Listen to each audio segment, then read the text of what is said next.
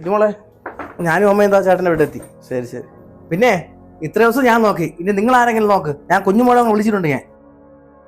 നീ എന്തിനാണ് എന്റെ മനസ്സമാനം കളയാനായിട്ട് അവരെയും കൊണ്ട് ഇങ്ങോട്ട് വന്നത്? നിങ്ങളെ മനസ്സമാധാനം വലുത്, എന്റെ മനസ്സമാധാനം പോട്ടല്ലേ. ഞാൻ ആ തള്ളെ നോക്കി കിടന്ന് അറിയിക്കുന്നത്, നിങ്ങളെല്ലാം ഇവിടെ സൂചിച്ച് ജീവിക്കുന്നത്.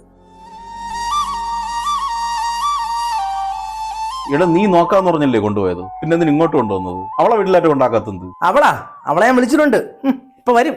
നിങ്ങളെ ഉദ്ദേശം എന്തിനാണ്? നിങ്ങൾ രണ്ടുപേരും അമ്മ നന്നായിട്ടല്ലേ നോക്കിയത്? എന്തുണ്ടെങ്കിലും രണ്ട് ആമക്കൊക്കെ പറഞ്ഞ് കൊടുത്ത് തടിമാടന്മാർ പോലെ വളർത്തി വെച്ചിരിക്കുന്നു. പൊന്നെ കരളെന്നും പറഞ്ഞ് നിങ്ങൾ രണ്ടുപേരെ വളർത്തി വെച്ചിട്ടില്ലേ? ഇപ്പൊ കണ്ടല്ല, ഇപ്പൊ സമാധാനായ?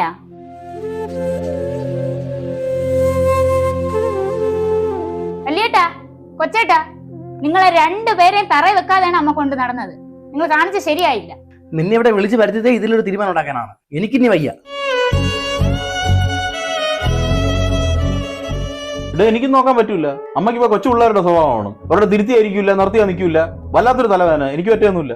നിങ്ങൾക്ക് രണ്ടുപേർക്കും അമ്മ തലവേദനയാണെങ്കിൽ ഞാൻ എന്റെ അമ്മയെ നോക്കിക്കോളാം. എനിക്ക് ഒരു തലവേദനയില്ല.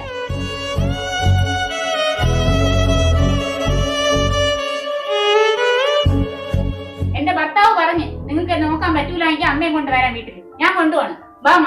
വേണ്ട മോളെ, നിന്റെ വീട്ടിൽ വന്നാൽ നിനക്കും കുറച്ച് ദിവസം കഴിയുമ്പോ ബാധ്യതയാവും. നിങ്ങൾ എന്നെ ഒരു അനാഥാലയത്തിൽ കൊണ്ടാക്കി, ഞാൻ അവിടെ നിന്നോളാം.